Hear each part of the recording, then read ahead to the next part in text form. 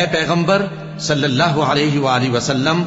لوگوں سے کہہ دو کہ میرے پاس وحی آئی ہے کہ جنوں کی ایک جماعت نے اس کتاب کو سنا تو کہنے لگے کہ ہم نے ایک عجیب قرآن سنا جو بھلائی کا رستہ بتاتا ہے، سو ہم اس پر ایمان لے آئے، اور ہم اپنے پروردگار کے ساتھ کسی کو شریک نہیں بنائیں گے، اور یہ کہ ہمارے پروردگار کی شان بہت بلند ہے، وہ نہ بیوی رکھتا ہے نہ اولاد،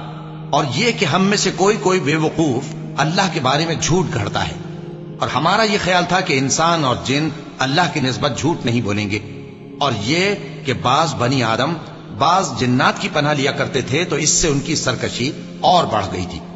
اور یہ کہ ان کا بھی یہی اعتقاد تھا جس طرح تمہارا تھا کہ اللہ کسی کو نہیں زندہ کرے گا، اور یہ کہ ہم نے آسمان کو ٹٹولا تو اس کو مضبوط چوکیداروں اور انگاروں سے بھرا ہوا پایا،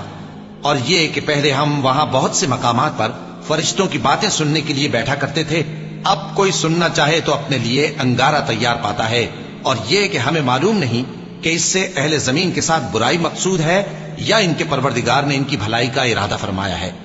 اور یہ کہ ہم میں بعض نیک ہیں اور بعض دوسری طرح کے، ہمارے کئی طرح کے مذہب ہیں،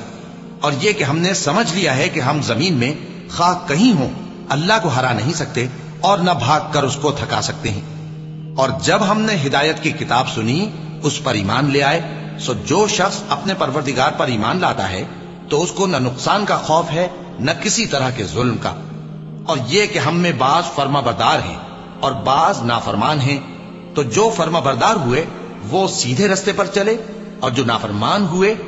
وہ دوزخ کا ایندھن بنے۔